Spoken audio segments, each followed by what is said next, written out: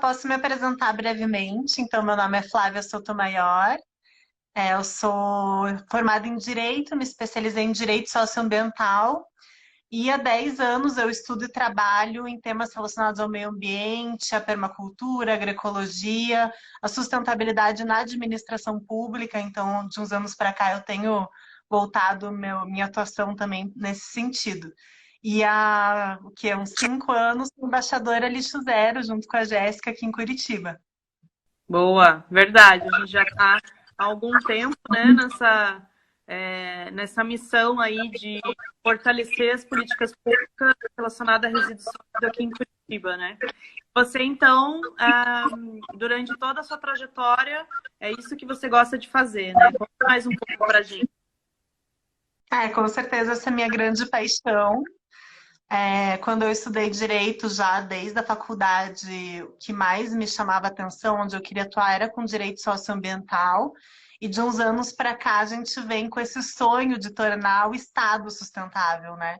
Então a gente precisa assim direcionar políticas públicas e fazer com que o Estado, que é um grande direcionador de comportamentos, né? Então, tem alguns estudos que mostram que de 10 a 20% do PIB nacional, ele é movimentado pelo Estado. Então, cabe ao Estado também, por exemplo, adquirir produtos sustentáveis, ser o exemplo, né, Jéssica? Então, também não usar os descartáveis, tem órgãos públicos que não utilizam descartável, tem órgãos públicos que estão compostando, captando energia do sol. Então, acho que o caminho é bem esse, sim. Acho que o poder público tem que dar o exemplo. Legal, bacana. E quando a gente fala em políticas públicas, Flávia, você consegue conceituar o que é uma política pública para o pessoal que está escutando a gente? Então, na verdade, política pública, ela pode vir tanto em relação ao poder executivo na criação de leis, perdão, tanto do poder legislativo com a criação de leis, quanto no poder executivo, determinando para onde que vai direcionar o orçamento, priorizando algumas áreas, né? E hoje a gente trouxe alguns exemplos disso na prática. Bacana. O que você trouxe para a gente que você quer compartilhar de política pública? Então, primeiro eu quero trazer comentar, né, sobre a live que a gente fez na terça-feira com o Marcos Rosa, ele que é coordenador da Fazenda Urbana de Curitiba. Então, eles estão com essa que é uma política pública voltada para a agricultura urbana. E a agricultura urbana, ela tem um papel fundamental e central também do lixo zero, porque quando a gente fala em produzir alimentos de forma local, isso a gente já está reduzindo embalagem, reduzindo transporte, então a gente está diminuindo a pegada de carbono. O alimento ele não precisa vir, por exemplo, maçã, que a gente estava comentando, uma maçã não precisa vir da Itália, pegar Sim, um caminhão, pegar um navio para chegar aqui no porto, também ser transportado para o mercado, para eu ir lá e comprar e trazer para minha casa. Não, a gente precisa consumir cada vez mais alimentos locais. sim. E, E e a também agricultura urbana, ela possibilita isso, né? Que a gente cultive no meio urbano, não só hortaliças, porque não frutas também, né? Ia ser perfeito. Exatamente. E também tem toda uma relação agricultura urbana com o lixo zero, porque o grande insumo para a agricultura urbana são os nossos próprios resíduos, né, orgânicos, que eu até fiz uma live muito interessante com o professor Germano, da UDESC, do método Laje de compostagem, e ele estava trazendo que, ó, nem vamos mais chamar de resíduo, isso daqui é sobra de alimento. Então, os restos daquilo que a gente se alimentou, eles servem para formar mais terra, né? Então, para nesse processo de compostagem, eles servirem para formar o composto, que é esse adubo, e voltarem para a terra para produzir mais alimento, né? Então, a gente fala em fechar o ciclo do alimento. E quando a gente fecha o ciclo, então vai do meu prato para compostagem, para produzir mais alimento, que vai para minha mesa e que vai, de novo, os restos vão para compostagem, assim, um ciclo fechado, né? Sim, que é Então, a agricultura. basicamente tirar o resíduo orgânico do ciclo dos resíduos, né? E colocar no ciclo do alimento. Por quê? Exatamente. Porque o resto do alimento, ele vira adubo, ele vira solo novamente. Então, a gente tem um grande problema no Brasil, é a quantidade de fertilizante químico que é utilizado, né, nas plantações. E se a gente tivesse, então, políticas públicas fortes voltadas para que os resíduos orgânicos que a gente consome na nossa casa, em restaurantes urbanos, se isso voltasse para o campo, quer dizer que a gente ia diminuir a necessidade desses compostos químicos, não é mesmo? É bem isso, Jéssica. Então, a gente também tira um grande poder dessas grandes multinacionais, né? Que também vendem sementes, que também, então a gente traz mais segurança e soberania alimentar para o nosso povo quando a gente começa a produzir o nosso próprio adubo. Esse adubo que a gente produz, que é o composto a partir da compostagem, ele é muito mais rico do que só o NPK que tradicionalmente se usa por aí. Então tem diversas vantagens e você trouxe um aspecto muito importante, que é da gente tirar o resíduo orgânico da rota, do ciclo do resíduo, que é esses restos, né, do alimento, eles não, na verdade, eles jamais poderiam estar indo para o aterro sanitário, né, Jéssica? Que é o que hoje está acontecendo na maior parte do Brasil, em Curitiba, inclusive. Sim. E a gente precisa valorizar isso daí, porque isso daí, a gente fechando esse ciclo, a gente tem uma economia nos cofres públicos gigantesca. Hoje, em média, se calcula que mais da metade, né, do resíduo produzido numa residência é de origem orgânica. Então, Sim. com essa atitude simples, por exemplo, de você compostar o seu resíduo orgânico, transformar essas sobras de alimento em adubo na sua própria casa, você já está reduzindo mais da metade da tua emissão de resíduos, né? Então, é uma atitude simples e um impacto gigantesco. Com certeza, o impacto, quando a gente tem essas políticas públicas bem alinhadas, eu vejo que tudo é muito benéfico, né? Igual a Foz está falando ali, além do trabalho. Então, sabe que a compostagem hoje, se a gente tivesse uma política pública forte para compostagem, a gente estaria gerando muito mais emprego do que está gerando o aterro sanitário hoje. Então, além do emprego, essa questão de não precisar mais de tantos compostos, né, de fertilizantes, a gente tem todo todo um fortalecimento dessa luta contra a mudança climática. É uma coisa que você está transportando um monte de resíduo orgânico para o aterro sanitário, está transportando água e você está contaminando as condições climáticas, né?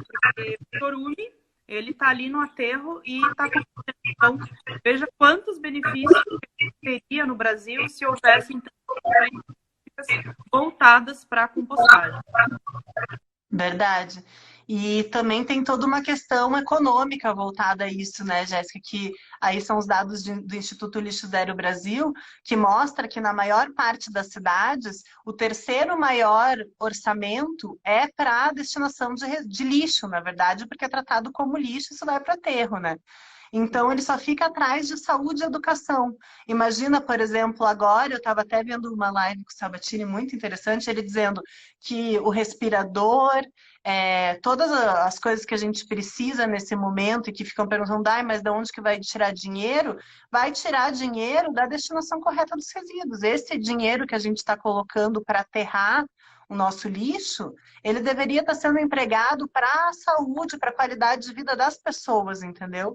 Então, a gente tem que fazer essa mudança na sociedade. E para isso, o mais importante, que eu acho que a gente já vem falando faz tempo também, né, Jéssica? É a gente ter coleta diferenciada para resíduos orgânicos e para rejeitos, porque senão a gente não consegue fazer a compostagem. E daí eu vou trazer rapidamente aqui essa distinção, né? A gente defende a separação em 5 categorias, que são os recicláveis, que daí entra, né, todos, acho que o reciclável é o mais tranquilo, das pessoas já sabem o que é. Os compostáveis, então, que são esses restos de comida, de fruta, verdura, o sachê do chá, a borra do café, papel, guardanapo usado. Então, tudo isso vira adubo. Os rejeitos, que é tudo aquilo que hoje a gente não tem tecnologia nem para reciclar, nem para compostar. Então, esses só os rejeitos que devem ir para o aterro sanitário. Isso é uma parte mínima de tudo que a gente produz, né? Então, todo o resto a gente tem que encaminhar corretamente. E daí aqui as outras 2 categorias são os especiais. Então, aqui entra pilha, bateria, tudo aquilo que precisa de uma destinação especial, né? E Contaminação, daí tem né? por causa da contaminação, e tem uma coleta diferenciada. E as doações, que muito embora não sejam resíduos, né, mas muitas vezes as pessoas encaminham como se fosse. Então a gente defende que tenha um lugar na sua casa para cada uma dessas 5 categorias, para separar tudo bonitinho, porque a gente é super organizado, né? Você vê, tá aqui a estante de livro, tá tudo organizadinho. Por que que o meu resíduo ele tem que estar tudo misturado, tudo sujo? Não. A gente É tem que verdade. deixar tudo limpo, tudo organizado, para que isso de fato seja ou compostado ou reciclado. Legal, Flávia. E você pode trazer para nós alguns exemplos de políticas públicas relacionadas à compostagem? Posso. Uma muito legal, então a gente já trouxe aqui a Fazenda Urbana, ela também tem esse intuito de compostar resíduos orgânicos, transformar isso em alimentos. Outro exemplo que, na verdade, e aqui em Curitiba a gente tem alguns exemplos na prática, que na verdade não são políticas públicas, mas que as próprias pessoas começaram por essa necessidade da gente implantar a compostagem em todos esses níveis, né? Então a compostagem ela tem que começar na nossa casa, depois ela ir para a comunitária, nos parques, nas praças.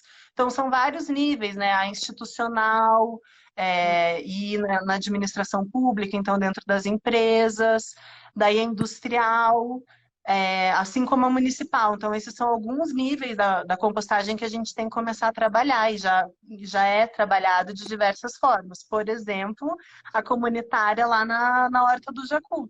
As próprias pessoas em Curitiba começaram a falar, gente, não dá mais para a gente mandar resíduo orgânico para o aterro sanitário. Vamos se juntar aqui para a gente começar a fazer compostagem disso, produzir o nosso próprio alimento. E começaram a fazer toda uma mobilização social que levou à criação da Horta do Jacu. Então, esse é um grande exemplo, né, de como que a gente pode abordar essa questão do resíduo orgânico e transformar nele numa solução. E daí tem toda a questão ali de interação entre as pessoas, do caráter terapêutico, de você mexer na horta, de você se relacionar ali, né, tanto com as pessoas quanto com as plantas. Isso tanto para as pessoas mais jovens quanto para os idosos, né, que daí tem uma atividade ali que é muito terapêutica, muito saudável, que isso também pode contribuir bastante na qualidade de vida das pessoas. Verdade. E, E e aí, daí também. desculpa te interromper, mas então, assim, por exemplo, a gente tem um exemplo de horta comunitária, composteira comunitária, horta comunitária, horta em Curitiba. Mas para isso se expandir, é necessário uma lei, é necessário uma diretriz? Como que funciona essa política pública? Então, ela pode vir ou através de lei, como a gente fez. Então, agora na semana, uns 3 semanas atrás, mais ou menos, foi a Semana Internacional da Compostagem. Há mais de um ano eu vinha trabalhando num projeto de lei relacionado à compostagem. E, assim, muito sincronicamente, a gente conseguiu apresentar ele exatamente na Semana da Compostagem.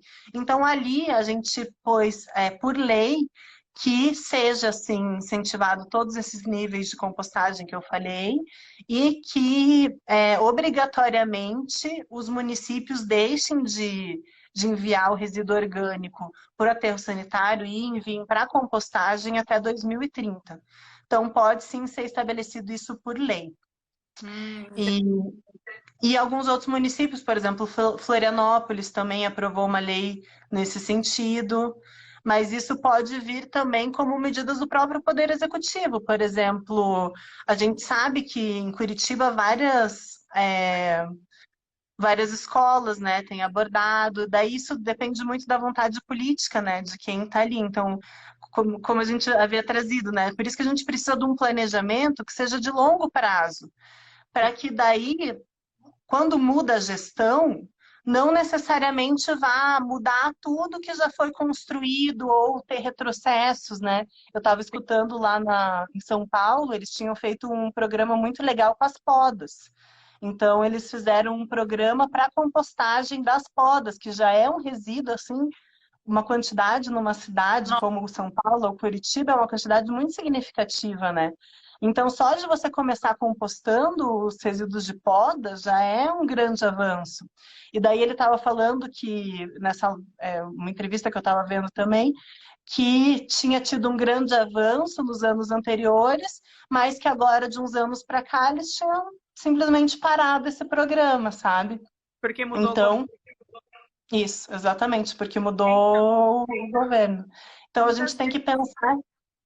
Pode Muitas falar. vezes as pessoas ficam descrentes, né, com o poder público justamente por conta disso, porque os programas, eles iniciam uma gestão como uma diretriz da gestão e não como uma diretriz do próprio município.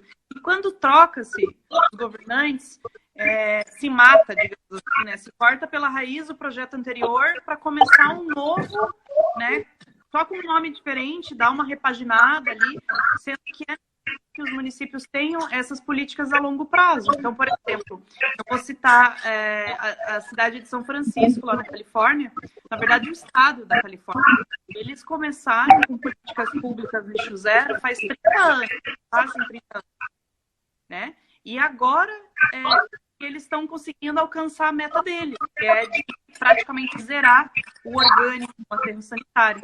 Então, quanto antes a gente ter essa visão de que é necessário a gente ter um pacto social, né, entre toda a sociedade, entre o poder público, seja executivo ou legislativo,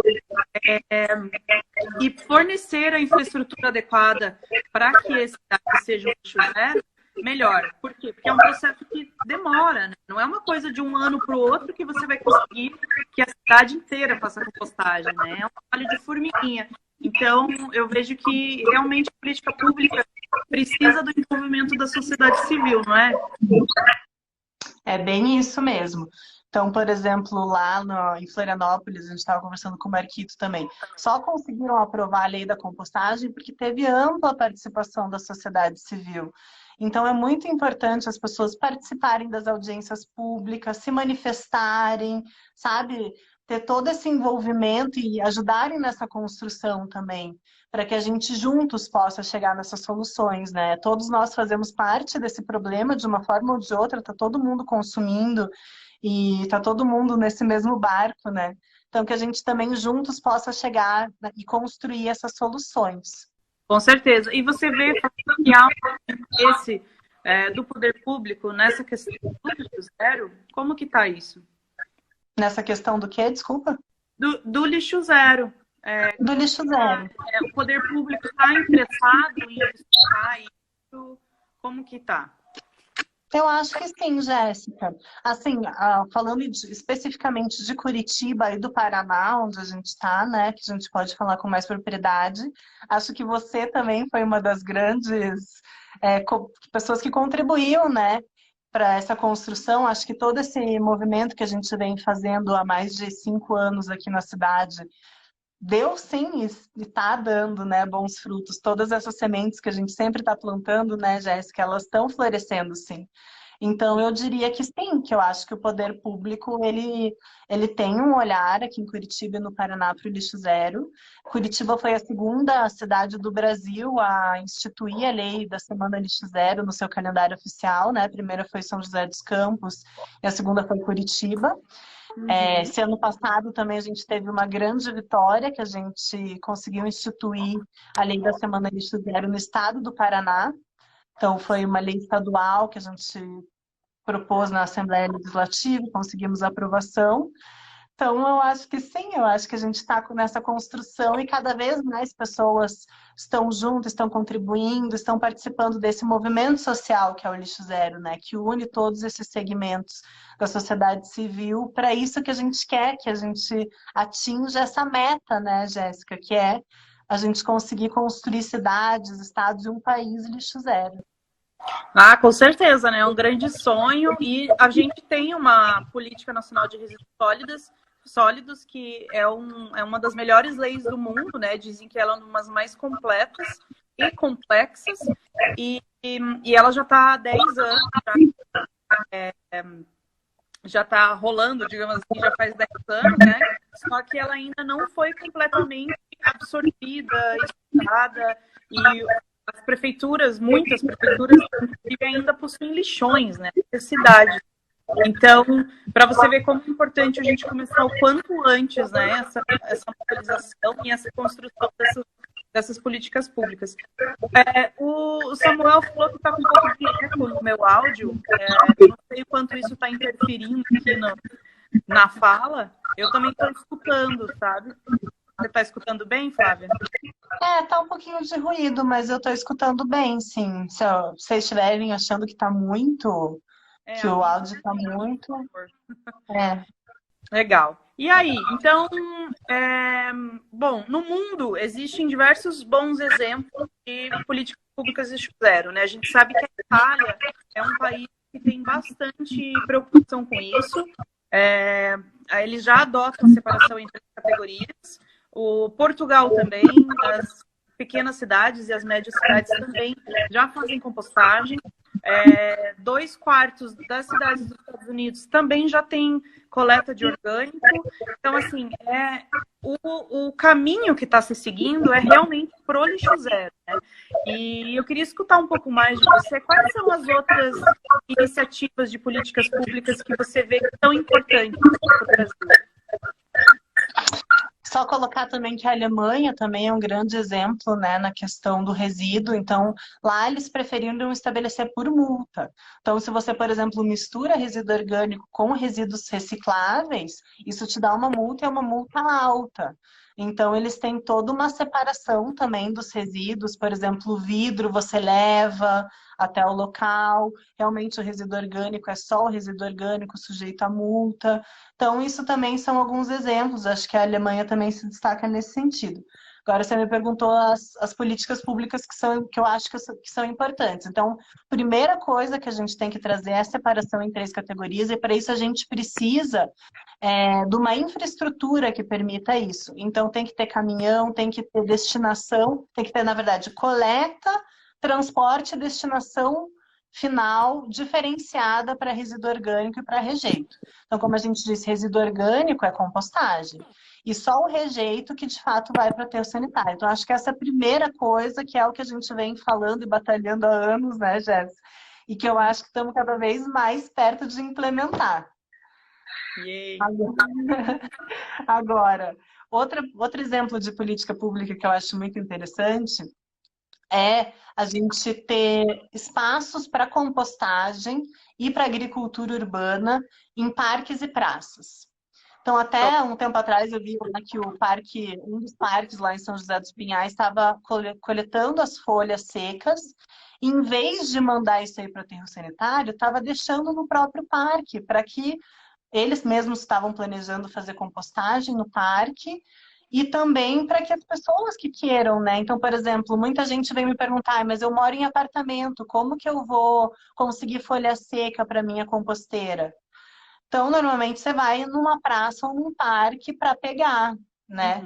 Agora, a própria prefeitura já faz esse serviço de varrição, de limpeza urbana, e que pode sim ter um destino melhor que o aterro sanitário. As folhas secas são o grande insumo da compostagem. Se você fornece isso para a população.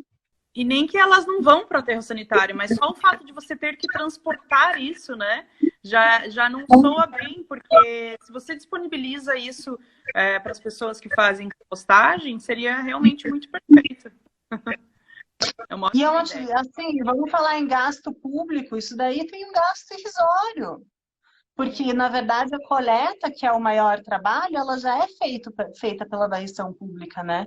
Então, é uma política que a gente vê. E daí, como exemplo, tem o Parque Ecológico do Córrego Grande, que eles fazem toda essa questão de plantio e também de compostagem no próprio parque. Só que lá eles compostam, né? Em Florianópolis, isso. Que é lá em Florianópolis. E que, assim, das coisas que eu vi, uma das que eu achei mais interessantes. Por quê? Porque eles compostam o resíduo orgânico de 300 famílias do entorno do parque. Você imagina a quantidade de resíduo orgânico que 300 famílias deixam de mandar para o aterro sanitário. E daí, na época que a gente foi, eu me lembro que era uma parceria, não sei como que está hoje, mas era uma parceria com a Universidade Federal de Santa Catarina, que disponibilizava uma pessoa para fazer a gestão. Então, as pessoas poderiam chegar com seu resíduo orgânico, colocavam em bombonas azuis e ali era feito o manejo no próprio parque, então um espaço do parque que tinha o minhocário, que tinha as ilheiras de compostagem, isso tem todo um caráter educativo. E Sim. era um dos lugares do parque que mais tinha gente. Por quê? Porque isso interessa as pessoas, é uma coisa diferente, você tem curiosidade para saber como que está acontecendo, né? Uhum. Então, essa é uma forma com que eu vejo que, assim, por mim, todos os parques e praças deveriam ter compostagem. Uhum. Acho que é uma coisa que a gente pode construir, sim, para Curitiba, para os próximos anos, sabe? Sim. Então, esse é As pessoas têm muito receio. Ah, mas eu vou fazer compostagem em praças, parque na minha casa.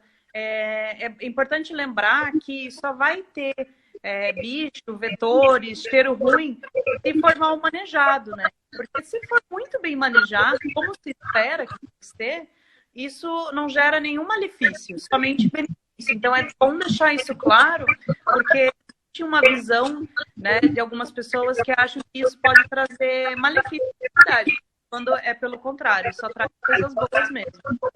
E a com respeito certeza. e a respeito de políticas públicas de redução, a respeito de plásticos descartáveis, tirando um pouco de lado a compostagem, você tem conhecimento de mais algum bom exemplo no Brasil, assim, ou no mundo? Eu acho que uma outra política pública que é adequada, não só para Curitiba, mas para todos os municípios, é o ponto de entrega voluntário Uhum. de resíduos. Então, a gente já viu em outros lugares, por exemplo, e aqui, em vários lugares também, as pessoas pegam, colocam resíduo, por exemplo, de construção civil, resto de madeira, colocam no seu carro e vão até um lugar da natureza para descartar incorretamente isso. Por quê? Porque não tem um local adequado que a própria prefeitura forneça, né? Se a pessoa está tendo o trabalho de levar isso aí no meio do mato, então, se a gente cria um ambiente onde a pessoa possa chegar com seu próprio carro e destinar corretamente esse tipo de resíduo, você tem uma solução, né? Você cria uma solução para o problema das pessoas. Com Então, certeza. eu acho que esse também é um exemplo de política pública lixo zero, que pode ser implementada, né, em todos os lugares. Então, a É, gente viu.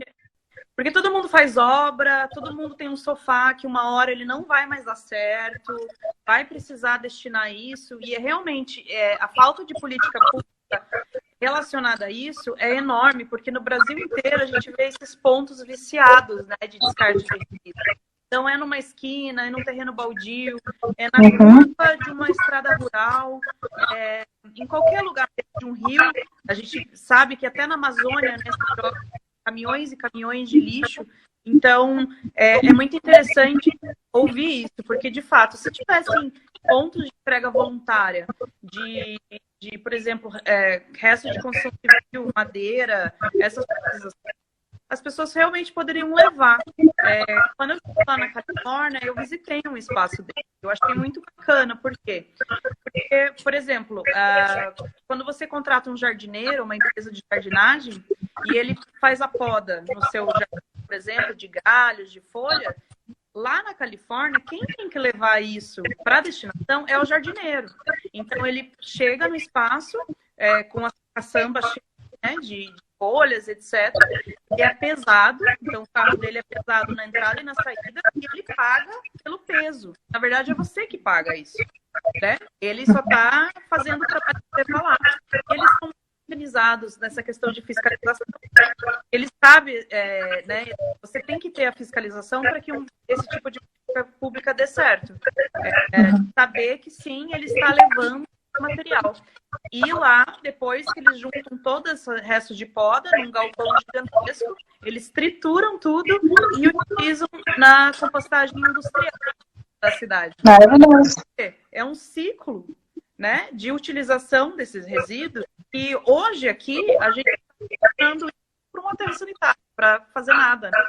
É um desperdício de recurso e é um desperdício de tempo também.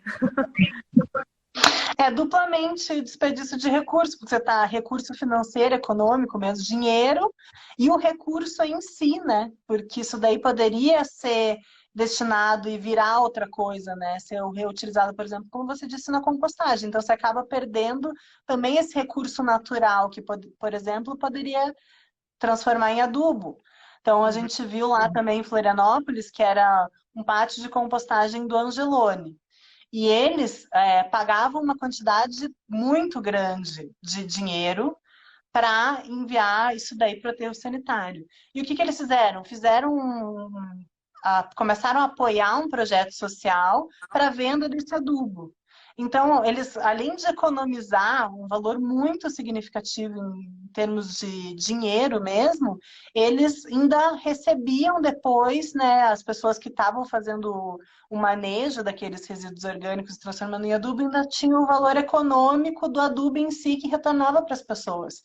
Então, de novo, aquilo que é um problema pode ser uma grande solução e pode, em vez de tirar, de você pagar muito dinheiro para fazer errado, que é mandar para o aterro sanitário, você pode receber, né, para isso e gerar emprego, gerar renda, como está aqui o exemplo da Nina, que acho que ela está nos assistindo aqui. Ela tem uma empresa de compostagem e faz todo esse manejo desse resíduo orgânico. Então, você vê, você cria emprego, você cria renda e cria soluções, né? Não só para todas as pessoas envolvidas, mas como para o meio ambiente, né?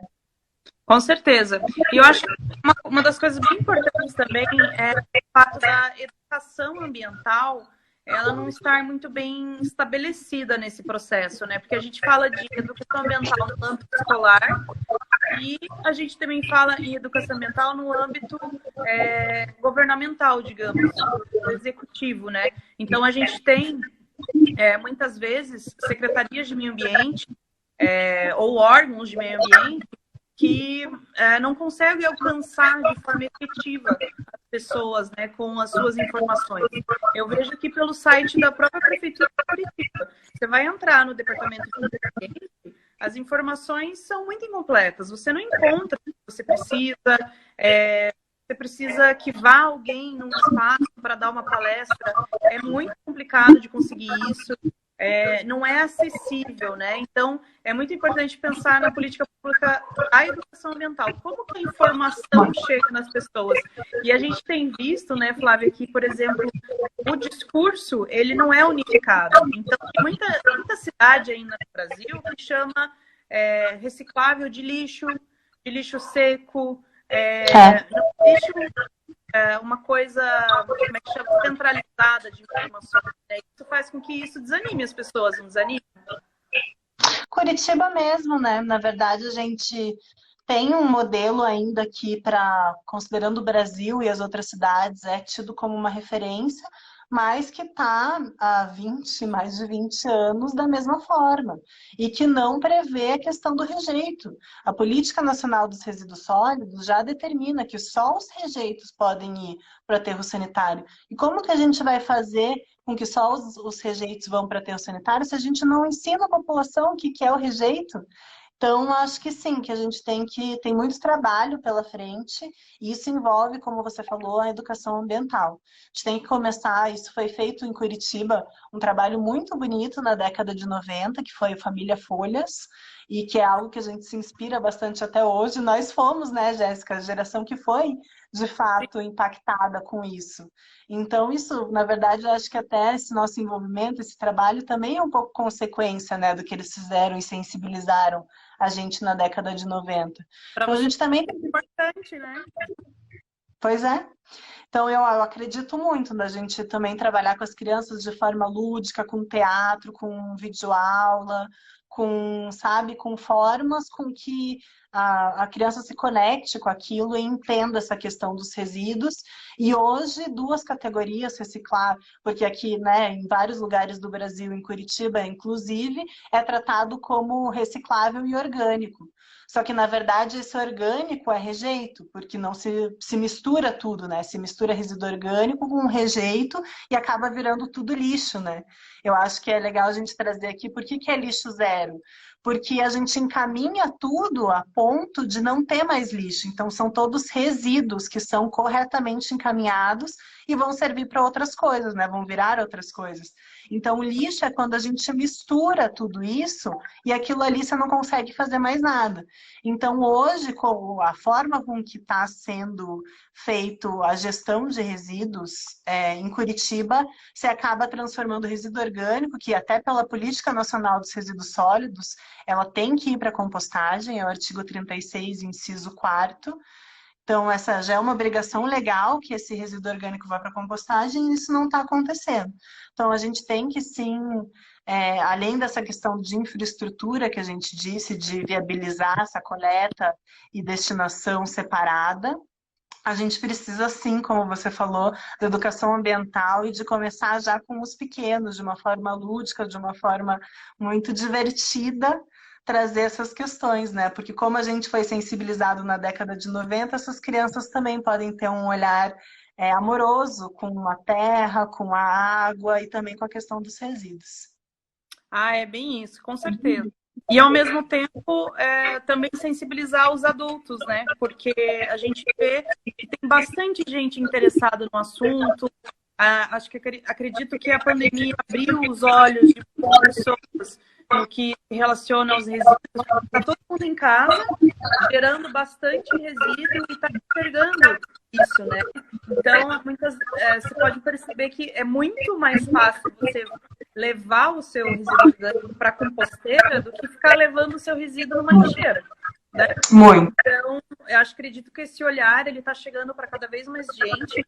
Eu acho importante ressaltar o quanto é imprescindível que as pessoas acompanhem o movimento político. A gente fala que política é um saco, não gosto de política, mas se você quer mudar de fato alguma coisa a nível municipal, estadual ou federal, é necessário ter esse acompanhamento. Entender primeiro quem são os vereadores que estão na Câmara Municipal, ver se eles têm algum alinhamento, né, com a causa lixo zero. Por exemplo, esse ano vai acontecer eleição, pelo jeito, não sabemos ainda, mas se for acontecer e o lixo zero for alguma coisa que toque você, é importante escolher, né, um vereador ou uma vereadora que esteja alinhado com o conceito. E fazer com que os governantes eles assinem os seus compromissos, né, perante a tudo isso. Então, compromisso lixo zero, compromisso com a agricultura urbana, compromisso com a compostagem, compromisso com essa nova política, essa nova economia que está surgindo. Então, não tem mais como fugir disso, né? É uma nova economia, as pessoas têm que estar cientes e a política envolve tudo isso. E a mesma coisa, o envolvimento tem que ser no executivo também, né? Com conselhos municipais de meio ambiente, entender quais são as diretrizes, por exemplo, do Plano Municipal de Saneamento Básico, e isso não só no lixo zero, eu acho que é em todos os campos, né? Então, no caso da preservação ambiental, falando de florestas, né, parques, etc., as pessoas têm que estar cientes qual que é o plano de conservação da cidade, dos seus parques, das suas praças, das suas árvores, estar ciente que o seu papel como cidadão é também fiscalizar e estar em cima para garantir que tudo isso esteja acontecendo. Porque se a gente deixar as coisas simplesmente rolarem, vai demorar cada vez mais, né, para realizar esse trabalho. Verdade, Jéssica. Muito importante a gente usar esses mecanismos de participação popular. Então, em audiência pública, participar dos conselhos, acompanhar as sessões na Câmara dos Vereadores, na Assembleia Legislativa do Paraná. A gente está muito atento e ter também um contato muito próximo com aquelas pessoas que estão ali representando a sociedade, né? Para que a gente possa realmente construir uma sociedade que seja justa, igualitária, ambientalmente adequada, né? E isso parte da construção coletiva mesmo, de todos, não é só aquelas pessoas que estão lá representando, que têm esse papel. Então, a gente utilizar muito bem desses mecanismos de participação popular. E você trouxe também essa questão que eu achei muito interessante, que eu acho bem importante também, que é a pessoa tá em casa agora e tá no momento... Muita gente vem me falar, nossa, eu vou fazer minha composteira, ou agora eu vou fazer uma horta. Perfeito. Se você está na tua casa, ainda não tem um residuário diferenciado para resíduo orgânico, para compostável, para compostável, que é o resíduo orgânico, para reciclável e para o rejeito, esses 3 recipientes diferentes, faça agora. É um ótimo momento para a gente implementar isso. E daí já começa a separar os especiais também e as doações. Então já faz o teu residuário bonitinho, manda uma foto aí, marca o Curitiba Lixo Zero, marca a Jéssica para a gente também acompanhar. E a compostagem, não composta seu resíduo orgânico ainda? Procura maneiras, a gente fez aí na Semana da Compostagem diversos vídeos, tem muitas formas possíveis de fazer a compostagem, é uma prática simples, e acho que a Jéssica colocou muito bem, que é muito mais trabalhoso, difícil e ali até desagradável você colocar um resíduo orgânico dentro de uma sacola e tentar tirar isso para colocar na rua, aquele negócio ali pinga. Até alguém colocou aqui que não, né, que é um biofertilizante, realmente aquilo ali é um dos melhores biofertilizantes que a gente tem, né? Mas se você for mandar isso aí para aterro sanitário, dele vira o chorume. Com um monte de outras coisas ali, isso aí vira um componente super tóxico, super nocivo para o meio ambiente. Então a gente faz essas escolhas diariamente. Se a gente quer que o que sai dos restos das nossas frutas, verduras, virem adubo e virem fertilizante, ou se a gente quer mandar para aterro sanitário e virar o chorume, algo que contamina, que degrada, né, o meio ambiente. Então a gente tem essa escolha diária. Então é muito mais simples, muito mais fácil você colocar teu resíduo orgânico já na composteira, muito mais higiênico, muito mais limpo e até a gente trazendo aqui para as próximas gerações, né? Os meus sobrinhos, a minha filha já naturalmente, desde pequenininhos, já veem isso, já sabem, já tem como natural. Para eles até colocar esse resíduo orgânico numa sacola e se mandar para aterro sanitário é algo que não faz sentido nenhum. Então a gente ir mudando essas percepções e implementando isso daí no nosso dia a dia, né, Jéssica? Eu acho que é importante a gente trazer isso, que a gente começa com a gente, né, com os nossos hábitos, com as nossas práticas diárias. Então, tudo que a gente faz tem um impacto também no todo. Como que eu escolho encaminhar os meus resíduos, o que que eu escolho consumir, tudo isso tem um impacto no todo. Então, a gente começa com a gente, mas depois a gente olha também para a nossa rua, para o nosso bairro, para a nossa cidade, para o nosso estado e para o Brasil. Então, a gente tem que ter essa perspectiva também de atuar tanto no município, a gente propor o que a gente acha importante, a gente construir o que a gente acha importante, mas a prática sempre começa com nós mesmas, né? E na nossa casa, nas nossas escolhas diárias. Com certeza, perfeito, Flávia.